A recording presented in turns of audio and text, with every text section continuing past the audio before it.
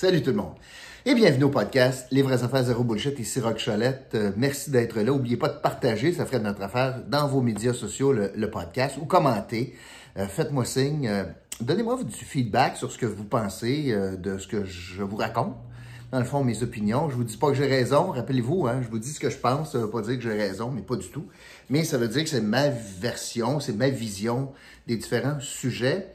Et aujourd'hui, eh bien, méli-mélo du vendredi, plusieurs sujets, j'en ai 5, dont le plus gros, bien sûr, c'est le jugement de la Cour suprême concernant Mike Ward. Alors, je vais vous parler de cela, je vais vous parler du monde municipal aujourd'hui, je vais aussi vous parler de vaccination et je vais vous parler du 6 de l'Outaouais. Donc, je débute tout de go. Jugement de la Cour suprême concernant Mike Ward. La Cour donne raison à Mike Ward et enlève donc la pénalité de 35 000 qu'il devait verser au petit Jérémy. Rappelons-nous l'histoire, ça date de 10 ans. Ben, Mike Ward, dans son spectacle, rit, se moque de Jérémy, du petit Jérémy, de son talent, mais aussi se moque de lui à cause d'un handicap. Et tout ça a été traité dans différentes instances. Tribunal des droits de la personne, ensuite la Cour d'appel du Québec, et ça s'est rendu jusqu'en Cour suprême. La Cour la plus importante au Canada, il n'y a pas d'autre étape après ça, et dans un jugement excessivement divisé, 5 juges contre 4, ben, on donne raison à Mike Ward, et je veux vous parler de cela, sans vous faire à croire là, que je suis juriste et puis que je connais ça à mort, mais je vais vous donner mon point de vue sur la suite des choses surtout, parce qu'il y a une implication politique à cela. Alors, donc on se rappellera qu'il y a beaucoup de jokes qui se font de la part de Mike Ward sur le petit Jérémy. Et ici, dans le fond, il y a une question entre liberté d'expression puis discrimination basée sur un handicap. Alors, notre société, on est appelé là, à essayer de trouver l'équilibre entre est-ce que quelqu'un peut dire n'importe quoi sous le couvert qu'il est artiste, que c'est une joke, par rapport à est-ce qu'il y a des limites à ne pas franchir parce que là, tu tombes dans la discrimination basée sur un handicap. Ce qui n'est pas permis dans la charte, dans le fond, qui est protégé dans la charte québécoise des droits et libertés. Donc, le jugement, je le disais, divisé 5 contre 4, dit beaucoup de choses. Ben, et je vais vous lire certains passages, là, et je reprends certains propos de la presse. Et vous allez voir toutes les nuances qu'on indique. Alors, tout d'abord, on dit ceci, et je cite, c'est dans le jugement, « Situés dans leur contexte, les propos ne peuvent être pris au premier degré. Bien que M. Ward prononce des méchancetés et des propos honteux liés au handicap de M. Gabriel, ces propos n'incitent pas l'auditoire à traiter celui-ci comme un être inférieur. » Voyez-vous qu'on joue ici là, sur la ligne. On dit c'est des méchancetés, c'est honteux, mais on ne peut pas interpréter les propos de Mike Ward au premier degré, puis nulle part il incite les gens de l'auditoire à le traiter avec mépris. Selon la Cour, une personne raisonnable, donc le spectateur, assistant au spectacle de Mike Ward, ne considérerait pas que ces blagues incitent à mépriser Jérémy Gabriel. Les propos litigieux exploitent, et je cite au texte là, exploitent à tort ou à raison, le tribunal ne le dit pas, exploitent donc à tort ou à raison un malaise en vue de divertir, mais ils ne font guère plus que cela. Donc, les propos exploitent un malaise, le handicap, dans un but de divertir. Je vous rappelle que c'est une décision très divisée. Il y a 5 juges qui arrivent à cette conclusion-là. Il y en a 4 qui pensent l'inverse. On se rappellera là, que quand on parle d'handicap, c'est quand même pas rien. Là, Jérémy, le petit Jérémy Gabriel, il est atteint du syndrome de Treacher-Collin, une maladie qui entraîne la malformation de la tête et une surdité sévère. La Cour donc arrive à la conclusion, de façon majoritaire, qu'il n'y a pas de discrimination. Il n'y a pas de discrimination en vertu de la charte. Ça, c'est très important. Il n'y a pas de discrimination en vertu de la charte et que ce n'est pas non plus un recours en diffamation. Et la Cour établit une grande différence entre de la discrimination et de la diffamation. Et Jérémy Gabriel n'a pas intenté de recours en matière de diffamation. Il a plutôt intenté des recours en matière de discrimination. Le tribunal, le plus haut tribunal du pays, arrive à la conclusion que c'est pas le cas. Par contre, au niveau de la dissidence, 4 juges trouvent que les blagues étaient, et je le cite, des insultes péjoratives basées sur son handicap et que celles-ci constituaient une atteinte discriminatoire à son droit à la dignité. Ces blagues, à Ward, sur sa tentative de noyer le petit Jérémy ou Jérémy Gabriel, s'inspirait de stéréotypes pernicieux, voulant que les personnes handicapées soient des objets de pitié, des fardeaux pour la société dont on peut se débarrasser. Ça, c'est les juges, 4 juges qui pensent comme ça. De leur avis, Mike Ward a usé de façon complètement disproportionnée de son droit à la liberté d'expression par rapport aux préjudices subis par Jérémy Gabriel. Une personne raisonnable, même sensible à l'expression artistique et la satire, ne pourrait supporter les propos de l'humoriste, selon les juges dissidents. Alors, cette position-là se défend, n'a pas été capable de rallier la majorité des juges de la Cour suprême. Alors, qu'est-ce que ça me dit tout cela?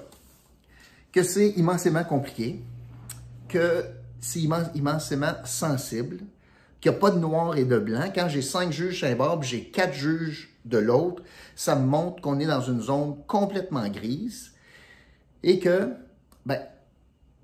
à peser tout cela, les spectateurs le prennent pour une joke.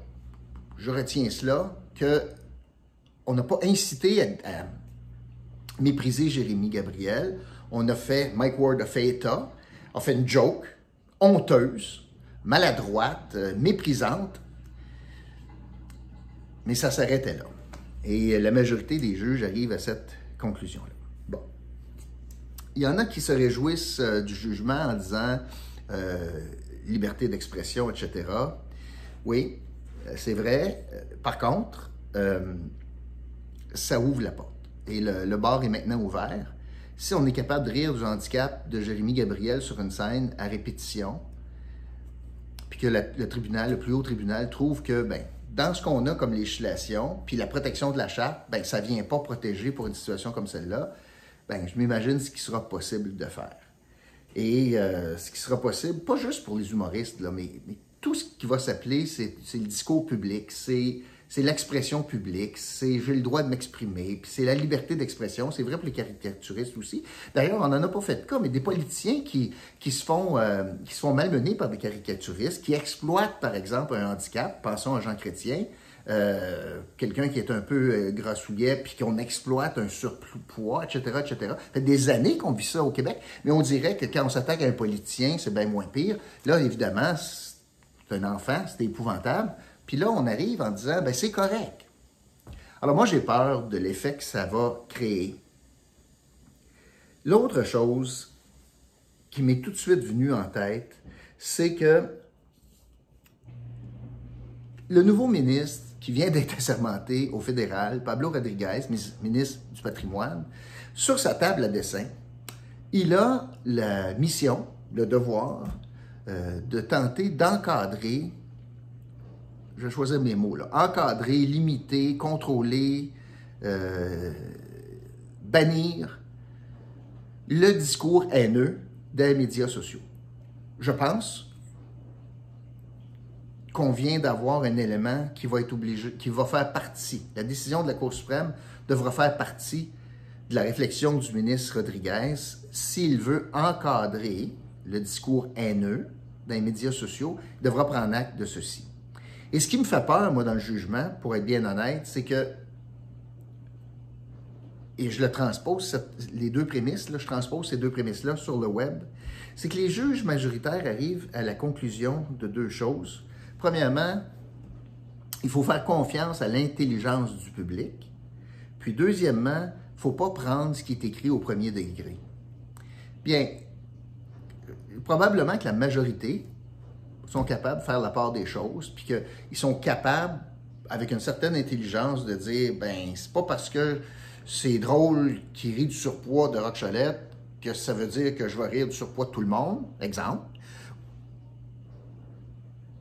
Puis le premier degré, ben, faut être capable de passer par-dessus le premier degré, puis pas tout prendre au pied de la lettre, puis etc. Alors, c'est les deux prémices, je pense, que les juges majoritaires ont utilisées en disant « j'ai confiance au public », puis ils n'en font pas de cas, là. OK, ils ont ri peut-être là, de la joke sur Jérémy, mais ils sortent pas dans la rue, puis après ça, commencent à insulter tout le monde qui a un handicap, puis n'importe qui a un surpoids, ou peu importe. Alors, c'est les deux prémices, ce sont les deux prémices des juges. Alors, Pablo Rodriguez, pour la suite des choses, moi, j'ai peur au bar ouvert, puis j'ai encore peur aussi sur les limitations maintenant que les législateurs devront s'imposer lorsqu'ils vont vouloir encadrer le discours haineux. C'est le lien évident que je faisais. Bon, cela étant dit, c'est le premier de 4 sujets. Je veux revenir donc en vous parlant de sujets qui nous touchent très, très proches ici.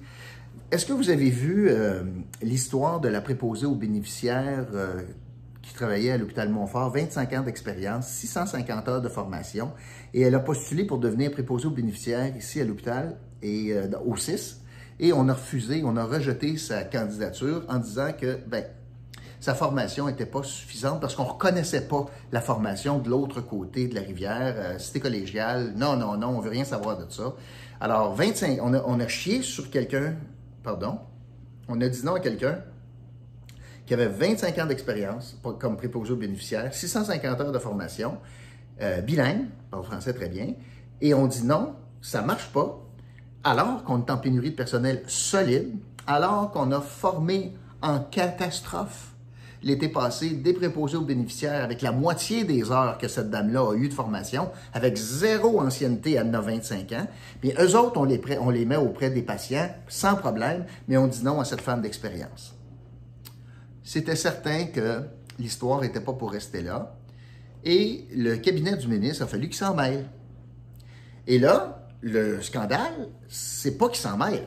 Le scandale, c'est qu'il s'en est mêlé. Et là, le CIS a avoué que là, on va revoir ce dossier-là. Pas juste ce dossier-là. 6 autres dossiers en plus. Ça fait 7 dossiers où est-ce qu'on a rejeté du revers de la main des gens qui avaient peut-être une formation différente et ou beaucoup d'expérience qui auraient pu peut-être compenser. Alors ça, c'est la gestion du CIS de l'Outaouais. Pire, dans une situation critique de crise comme on vit en pénurie de personnel, la grande patronne du CIS, là, sa job à temps plein devrait être la préoccupation d'avoir assez d'employés. Elle n'était même pas au courant de ça. Elle n'a aucune idée de ce qui se passe dans la boîte. Puis là, la madame a dit, alors, la PDG du CIS dit, ah ben là, on va tout regarder ça, puis on va essayer de voir ce qu'on peut faire. Qu'est-ce que ça me dit tout cela? Bien, ça me dit que, premièrement, une chance que les médias se sont mêlés de ça. 2, une chance que le ministre s'est mêlé de ça. 3, qu'est-ce que ça me dit? Imaginez la suite. Je vous ai dit que ma plus grande crainte sur le plan du ministre de décentraliser plein d'affaires en 6, c'est le problème de José Filion puis du CIS de l'Outaouais. On va y donner les commandes du réseau en Outaouais. Elle n'est même pas capable de gérer ça, là. Fait qu'imaginez, là, on veut décentraliser, puis la madame n'est même pas au courant que nous autres, on revire du revers de la main du personnel qui pourrait venir nous aider, alors que c'est l'enjeu numéro 1 présentement. Donc ça, c'est très inquiétant. Qu'est-ce qui est inquiétant aussi? C'est un enjeu outaouais. C'est un enjeu de reconnaissance de diplôme par rapport à quelque chose qui se passe de l'autre côté. Elle n'a pas été formée au Bangladesh, là, elle était formée à Ottawa. Et ça veut dire qu'on n'a pas pensé 2 minutes dans le réseau de « Hey, on a-tu une façon d'accélérer la reconnaissance de diplôme de l'autre bord? Y aurait-tu du monde qui ont été formés à Carleton, à Cité collégiale, peu importe où, à l'Université d'Ottawa, y a-tu un moyen de reconnaître pour les préposés aux bénéficiaires des reconnaissances de diplôme ou d'acquis, etc. » Il n'y a personne qui a pensé à ça, montrant encore une fois que le statut particulier qui a été voté à l'Assemblée nationale veut dire 0. 0 en Outaouais. Ça en est encore une preuve. C'est peut-être bien important à Jonquière de « Oh non, quelqu'un formé en Ontario, nous autres, ça ne rentre pas dans notre curriculum. » Mais nous autres, là, c'est pas pareil. Continuons dans ce qui m'inquiète de cette grande décision-là. On va revoir 7 dossiers. Très bien, j'espère que ça va marcher. Mais pourquoi on n'a pas entendu un seul député caquiste, un seul, dire que ce soit Bussière, que ce soit l'évêque, que ce soit le ministre régional, hey, ça n'a pas de bon sens. La récréation va terminer, là. C'est terminé au 6. Voyons donc. Non, il a fallu que ce soit André Fortin qui réagisse à ça. Puis encore là, Maryse Gaudreau, on ne l'entend pas.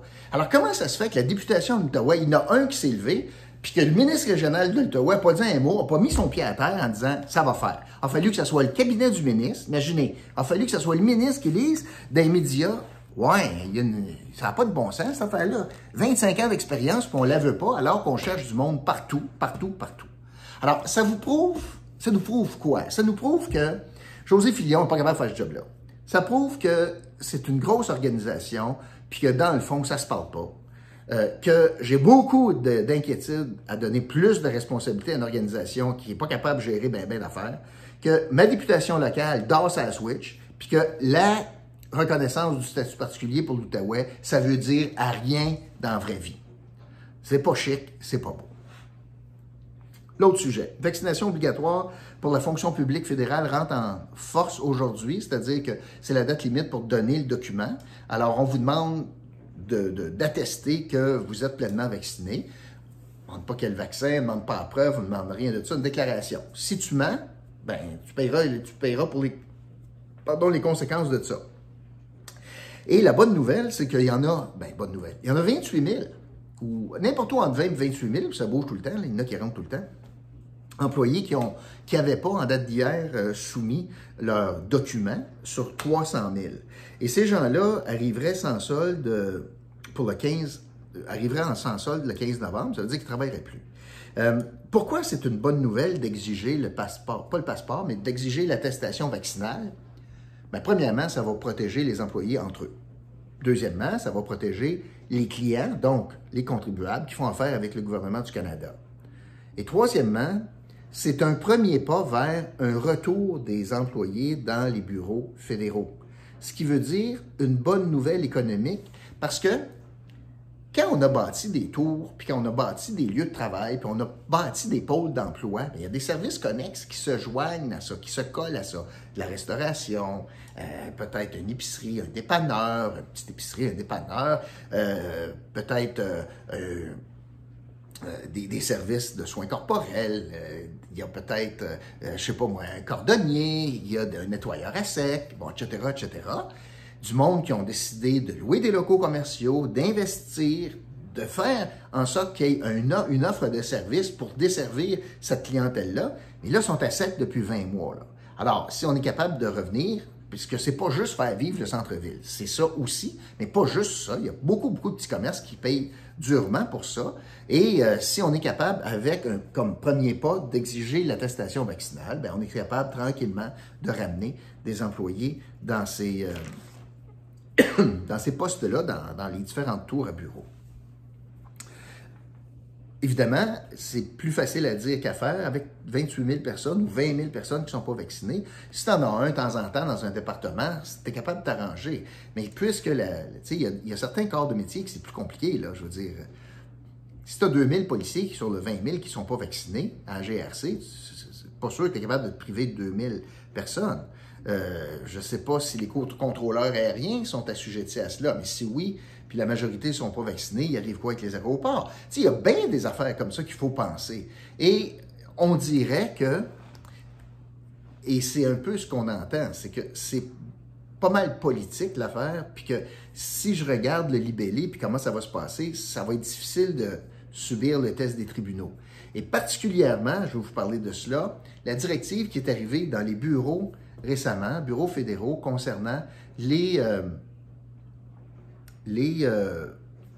dispenses, les exceptions pour la religion.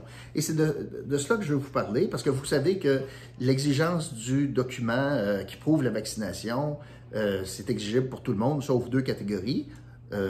Si tu as une cause médicale pour ne pas te faire vacciner, tu n'en as pas besoin. Puis l'autre raison, pourquoi le fédéral est allé là, je ne peux pas croire, mais en tout cas, un motif religieux. OK? Et là, c'est dans l'applicabilité de tout cela. Comment ça va marcher? Et on apprend que ça sera la responsabilité de chaque gestionnaire d'évaluer la sincérité de la demande. Alors, un employé arrive ou une employée arrive en disant « je ne te le donnerai pas, mon document, parce que moi, ma religion ne me le permet pas ». Le gestionnaire a le fardeau d'évaluer la sincérité sans challenger. Imaginez le fardeau pour le gestionnaire, chacun des gestionnaires d'évaluer, ça sera très certainement très loin d'être uniforme, là, cette application-là, puis susceptible d'une contestation judiciaire, bien entendu. Alors, c'est du subjectif à la mort, c'est le gestionnaire qui est pogné pour évaluer la sincérité de son employé, puis en même temps, il ne peut pas le challenger selon la directive. Alors, moi, c'est une zone grise, là aussi, puis ça met un fardeau, je pense, qui va créer un climat de travail épouvantable pour ceux qui vont décider peut-être de jouer le système puis d'invoquer un motif religieux. Et là, le gestionnaire va pas d'affaire à lui demander, OK, c'est quelle religion? Puis, oui, comment ça? Puis, écoute. Alors, je trouve que c'est une politique qui a été bâtie. Ça, c'est parce que M. Trudeau insistait pour ça, mais bâtie sur le coin du bureau, puis sur une napkin, puis ça ouvre la porte à beaucoup de contestations. L'autre sujet, troisième sujet, je veux revenir sur la question de l'environnement à la ville de Gatineau et parce que je sens, moi, dans la campagne électorale puis à la mairie, Action Gatineau se drape, et Maude Marquis-Bissonnette se drape dans un drapeau très vert, tu sais. Puis c'est la champion de l'environnement. Pour ce qui est des mesures anti-citoyens, pro-environnement, elle a le chapeau, elle gagne toutes. C'est celle qui facture les couches pour des familles handicapées, qui a modifié la collecte d'encombrants, qui n'a rien réglé avec le nombre d'encombrants, mais juste compliquer la vie du monde, limiter les déchets, etc. Tout, tu sais, il y a beaucoup, imposer des toits verts sans consultation, haussant un coût donc de construction, etc. Maintenant, regardons par contre, et j'ai sorti certains exemples, regardons par contre le bilan. Puis regardons la position de Maude Marquis-Bissonnette depuis 4 ans sur ces enjeux-là. Donc, tout d'abord, commençons justement par les encombrants. On va comprendre que la politique de Gatineau, c'est pas d'avoir moins d'encombrants puis d'envoyer moins d'affaires au site d'enfouissement. C'est, je vous donne plus de misère. Venez les porter, pas de problème, mais je vais collecter moins souvent à la porte. Ce que ça a donné, ça, c'est que c'est une politique qu'on a catégorisée comme environnementale, mais il ne l'est pas du tout. Je ne chauffe pas un matelas dans le site d'enfouissement avec la politique de Maude Marquis-Bissonnette. Au contraire, ce qui est arrivé, c'est que la ville a été sale de bord en bord. On a eu des boîtes de dons, puis ça a nuit aux organismes communautaires à cause de Maude Marquis-Bissonnette, parce qu'ils ont dit c'est plus gérable, je suis obligé de les enlever, parce que la ville n'était pas capable de travailler avec les organismes communautaires. Fait que cette politique-là a zéro avantage environnemental, puis a nuit aux organismes communautaires, puis aux plus pauvres de Gatineau. Ça, c'est un legs de Maude Marquis-Bissonnette. Parlons maintenant de déchets. On peut bien essayer de contrôler le nombre de sacs, puis c'est correct. Mais quand l'éléphant est dans la pièce, il me semble que tu t'occupes de l'éléphant avant de son bol d'eau. L'éléphant, c'est le site Cook. Le site Cook est malade, émet des gaz à effet de serre. C'est l'équivalent là, de 5400 voitures de plus par année qui sont sur la route, l'équivalent de GES qui sont produits là-bas, parce que la ville ne s'en est pas occupée, puis elle était à la tête du comité de l'environnement. D'ailleurs, depuis 4 ans, c'est drôle, on n'en entend pas bien parler, puis ça prend du temps, mais on va s'entendre, vous et moi, qu'une ville très sensible à la question environnementale, parmi la première priorité, c'est on peut-tu gérer nos déchets sur notre territoire? Ben non, nous autres, on fait encore l'usage de camions à essence ou à diesel qui prennent les routes pour aller enfouir des déchets ailleurs, parce que nous autres, on ne veut pas ça sur notre territoire. C'est quoi le legs de Maude Marquis-Bissonnette sur la question de la gestion de nos matières, nos déchets sur notre territoire? Des études, puis on verra, puis peut-être dans le Pontiac, etc. Mais en 4 ans, quel est le progrès réel qui a été réalisé? Ça, c'est un enjeu majeur de gérer nos propres déchets. Si on veut commencer à être un bon citoyen pour la planète, on peut commencer à être un bon citoyen pour nos voisins, puis dire, moi, gérer mes déchets chez nous au lieu de les exporter, puis aller les enfouir chez le voisin. Alors, les encombrants, c'est un échec environnemental. La gestion de nos déchets, avec le site Cook, puis le fait qu'on n'est pas capable de gérer ça, ça n'a pas été un succès non plus. Les voitures. On s'entend que le seul plan pour diminuer les voitures à Gatineau, c'est un plan qui relève de quelqu'un d'autre, parce qu'on attend le financement du fédéral. Gatineau ne mettra pas une scène là-dedans. C'est un tramway pour l'ouest de la ville. Le volume du monde ne sont pas là. Ça va venir, là. Puis c'est dans 10 ans. Le tramway n'arrivera pas avant 10 ans. Alors, le plan entre aujourd'hui puis 10 ans, c'est 0. Puis le plan pour régler la congestion, c'est à 50, puis tout ce que ça occasionne quand tu es à queue leu-leu, puis il y a des émissions de gaz à effet de serre par les voitures, ça, on ne veut pas régler ça. Ça, on dit non, restez dans le trafic, parce que peut-être si on vous écœure davantage, polluer davantage, peut-être que vous allez prendre plus le Rapidbus. Voyez-vous qu'on avait une solution environnementale, le Rapidbus, ça devait solutionner tous les problèmes. C'est drôle, la 50 est encore bloquée au pont des Draveurs. Et la solution, une des solutions pour éviter les gaz à effet de serre, c'est de faire rouler le trafic avec un 6e pont. Ça ne coûterait pas une scène à Gatineau. Le député Steve McKinnon est d'accord avec ça, puis Action Gatineau est contre. Action Gatineau, pendant 4 ans, a été contre. Maud Marquis-Bissonnette n'a jamais levé le petit doigt en disant « je pense qu'on devrait attendre les études ». Jamais. Là, en campagne électorale, par opportunisme, pour gagner du temps, pour faire croire qu'elle est ouverte à ça, elle dit « on va attendre les études ». Croyez pas un mot de cela. Mais en matière de voiture, l'enjeu, c'est ça à 50, ils font rien. Elmer, ça va être dans 10 ans, peut-être. Puis d'ici ce temps-là, on n'a rien. Alors, encombrant, déchets, voitures. On poursuit. Milieu humide. Pas un expert là-dedans. Mais parmi les projets, là, où est-ce qu'on a dénaturé, puis on a détruit des milieux naturels, des milieux humides, où il y avait de l'aréna de Faugrillon de l'Ouest, c'est où? L'aréna Robert-Guertin. Le slush poppy actuel. Où est-ce qu'on a été obligé de détruire un milieu humide? On a fait ça vite, vite, vite avec le ministère de l'Environnement. On a été obligé d'offrir des mesures de compensation parce qu'on a détruit un milieu humide. Qu'est-ce que Maud Marquis-Bissonnette a dit dans ce dossier-là? 0. Comme les grenouilles. Les Faugrillons de l'Ouest. Alors, s'il y a un milieu humide, rappelons-nous, là, c'est Slush Poppy qui l'a détruit, l'aréna Slush Poppy, la décision de la ville de Gatineau d'implanter l'aréna dans ce milieu humide-là. Qu'est-ce qu'Action Gatineau a dit?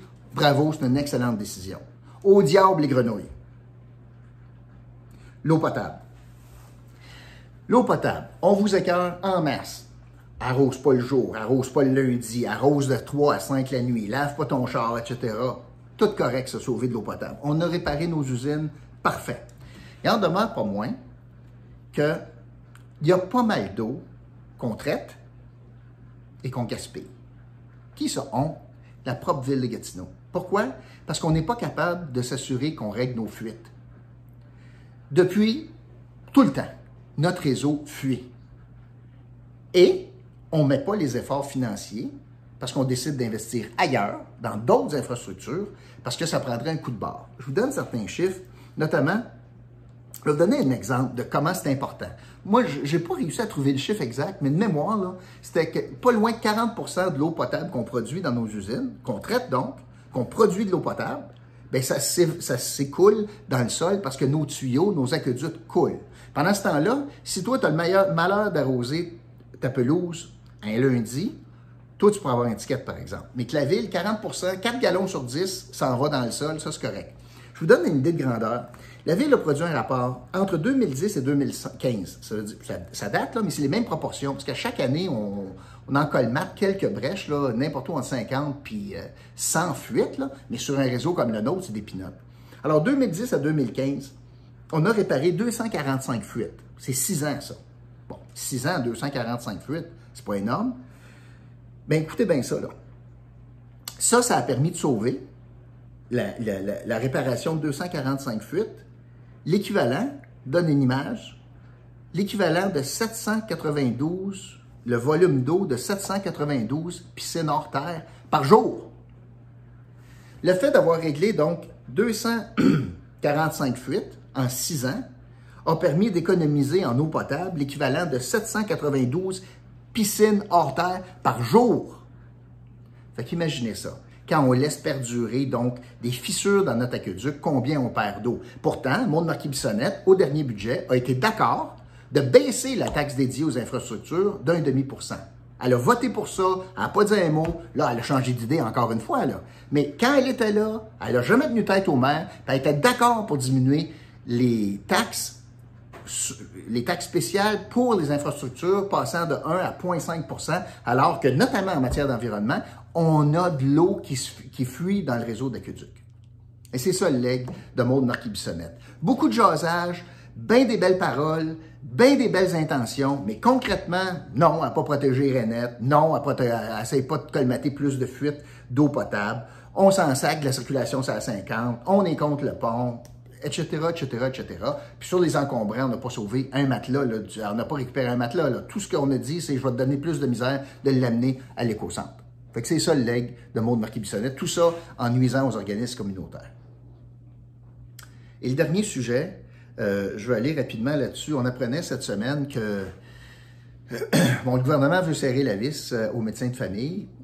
Le gouvernement libéral avait déjà quelque chose dans le projet de loi 20, dans la loi 20, pour serrer la vis. Et ça n'a jamais été appliqué, par exemple, parce que les négociations étaient en cours.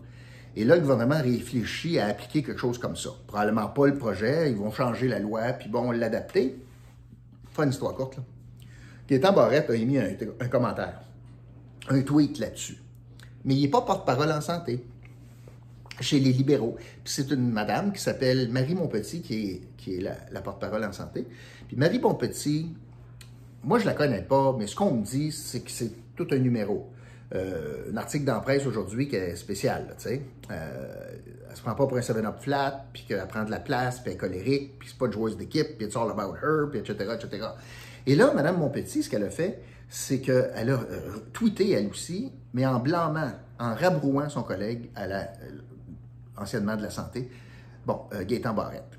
Qu'est-ce que ça dit tout ça? C'est du inside baseball. Mais qu'est-ce que ça me dit? Bon, ça me dit que la chicane est poignée à l'intérieur des troupes, que ça ne joue pas en équipe et que le leadership de Dominique Anglade est affecté. Elle n'est pas capable de serrer les rangs, elle n'est pas capable d'avoir du monde qui reste dans leur carré de sable, de rester dans leur champ d'expertise, elle n'est pas capable de tenir ça serré. Il y a des loose cannons dans la gang. Et pourquoi ça existe des loose cannons dans la gang? Bien parce que quand les sondages sont aussi mauvais, la tendance d'un élu, c'est de dire « je vais sauver ma peau » avant celle du parti. Si le parti coule, moi, je vais essayer de sauver mon comté. Fait que si c'est bon pour moi, si ça me permet de briller moi, plutôt que l'équipe, peut-être que je vais le faire. Alors, je comprends que Gaétan Barrette se mêle souvent des affaires qui ne le regardent pas. C'est un enjeu. Il faudrait qu'elle gère. D'avoir une chicane avec un autre élu sur la place publique parce que quelqu'un ne fait pas sa job, ça montre que j'ai deux enjeux avec Marie Montpetit et Gaétan Barrette, puis j'ai un enjeu aussi d'officier parlementaire, le whip, le président du caucus, le leader, la chef, le cabinet de la chef, le chef de cabinet, ça ne fait pas leur job. Ou ne sont pas capables de faire leur job parce qu'elle n'a pas d'ascendant sur les députés. Puis si elle n'a pas d'ascendant, Dominique Anglade, sur les députés, c'est parce qu'elle n'est pas capable de convaincre les élus de tenir le mât quand le vent se lève. En politique, là, quand tu as le vent dans le dos, tout va bien. On voit les vrais capitaines, c'est quand le vent se lève. Puis quand le vent se lève, c'est bien mieux de te tenir le mât, puis ça va revenir. Si tu as du monde qui disent « Non, chaque le camp, là, puis moi, je n'y crois pas au mât », c'est là que ça arrive, des choses comme ça. C'est très mauvais augure au début donc de l'année électorale. C'est un mauvais message pour la chef. Dans le fond, tout ça, là, ce que ça me dit, c'est qu'il y a un manque de cohésion. C'est des joueurs individuels. Puis l'entraîneur-chef, qui est Dominique Anglade, n'est pas capable de ramener ses députés à avoir une cohésion. Et ça va être néfaste pour la prochaine année si ça tire dans toutes les directions. Alors, c'est ce que je voulais vous dire. N'oubliez pas les commanditaires de la semaine. Fin et Futé, c'est une épicerie fine à Buckingham et des produits locaux notamment. Puis on livre gratuitement si vous prenez 100$ et plus. Et vous avez un rabais de 10% si vous utilisez lors de votre commande en ligne le code ROCK, ROCH, 10, ROCK10, 10% de rabais sur votre commande en ligne. Alors voilà, c'est ce que je voulais vous dire. Beaucoup de sujets aujourd'hui. Et merci beaucoup d'avoir passé la semaine avec moi. Puis je vous retrouve lundi pour un autre podcast, Les vraies affaires zéro bullshit. Salut tout le monde.